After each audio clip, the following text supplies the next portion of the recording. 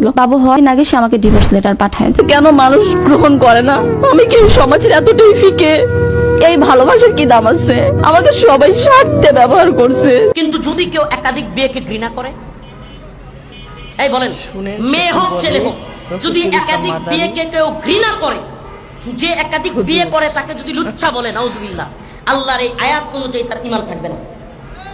কারণ আল্লাহ বলেছে ফানকিহু মা তাবা লাকুম মিনান নিসা মাসনা ওয়া সুলাসা ওয়া রুবা, তোমরা মহিলাদের থেকে মেয়েদের থেকে পছন্দ অনুযায়ী 2টা 3টা 4টা পর্যন্ত বিয়ে করো। তবে যদি ভয় পাও যে সমবন্টন করতে পারবা না, অধিকার আদায় করতে পারবা না, তাইলে একটা পর্যন্তই থাকো। কিন্তু যদি সম অধিকার বন্টন ইনসাফ তার প্রতিষ্ঠা করতে পারো, তাইলে 2টা 3টা 4টা পর্যন্ত করা, এটা আল্লাহ কোরআনের বিধান। এখন যদি কেউ এটাকে ঘৃণা করে, তার কি থাকবে না? কেন করবে? বলেন কি থাকবে না?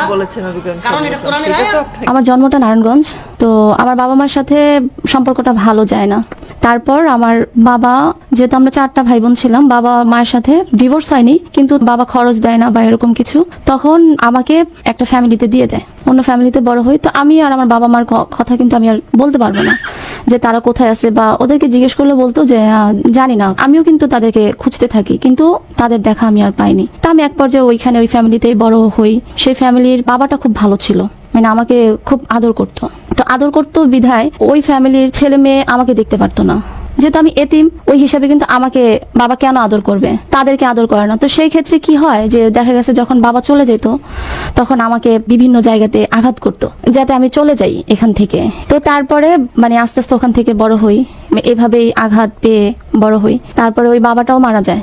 মারা যাওয়ার পর এক পর্যায়ে মানে আমার ওইখানে মানে টিকে থাকা বলেন, বেঁচে থাকা বলেন, খুবই মানে কষ্টকর হয়ে ওঠে। তো তখন আমার এই যে একজন ছেলের সাথে আমার পরিচয় হয়, ওই ছেলেটা আমাকে পছন্দ করে। কথাবার্তা হওয়ার পর তখন উনি আমাকে মানে প্রস্তাব করলো বিয়ের। বলছি ঠিক আছে, যদি আমাকে তোমার পছন্দ হয় তাহলে আপনি আমার বাসায় প্রস্তাব পাঠান। তো পরে বললো হ্যাঁ আমি প্রস্তাব পাঠাবো। তো একদিন দেখা করতে আসছে, দেখা করতে আসার পর সে আমাকে ধানমন্ডিতে নিয়ে আসে। তো এক পর্যায়ে কথা বলতে বলতে তখন আমি তাকে মানে এই কথাটা বলছিলাম যে আমার জীবনে কিছু ঘটনা আছে, আপনার আসলে জানা দরকার। তখন সে আমাকে মানে ওই বলার সেই সময়টা আর দেয়নি যে আমি যে মানে এই ফ্যামিলির কেউ না বা তাদের রক্তের কেউ না। হ্যাঁ, তো তখন সে আমাকে বলল যে আমি কোনো কিছু শুনতে চাই না, আমি তোমাকে বিয়ে করতে চাই। বললেন না ব্যাপারটা? না, তখন আর বলা হয়নি। তো তখন সে আমাকে মানে এক পর্যায়ে বিয়ে করবে। তখন আমি চিন্তা করলাম যে আমিও তো মানে এই জায়গাতে অনেক কষ্ট করে মানে বড় হয়েছি, তো এখন যেহেতু সে আমাকে বলতেছে, তো মানে অত কিছু চিন্তা করিনি। তো সে আমাকে এক পর্যায়ে বিয়ে করলো। বিয়ে করার পর সংসার শুরু করলাম। আপনি আর যে বাসায় থাকতেন সেখানে আর ফেরত গেলেন না? না, ফেরত গেলাম না, কিন্তু তাদেরকে আমি জানাই। 3 দিন পর আমি তাদেরকে জানাই যে মা এরকম এরকম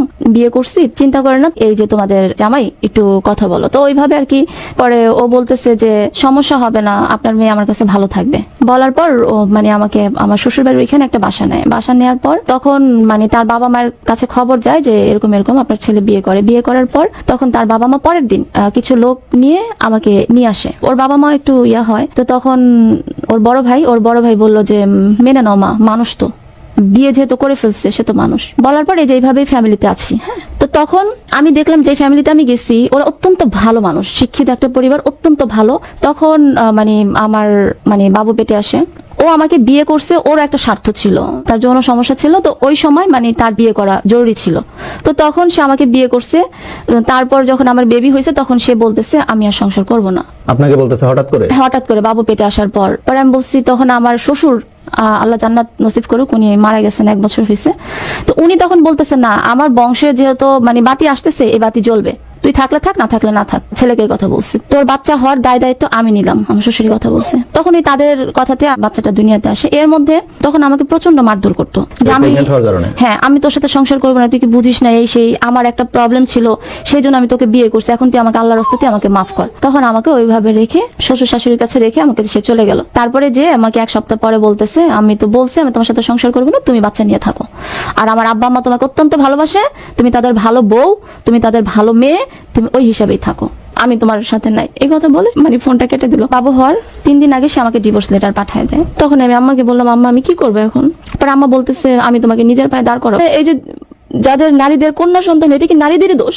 পুরুষের কোনো দোষ নেই এখানে? তাহলে এটার সাফার শুধু নারীরা কেন ভোগ করবে?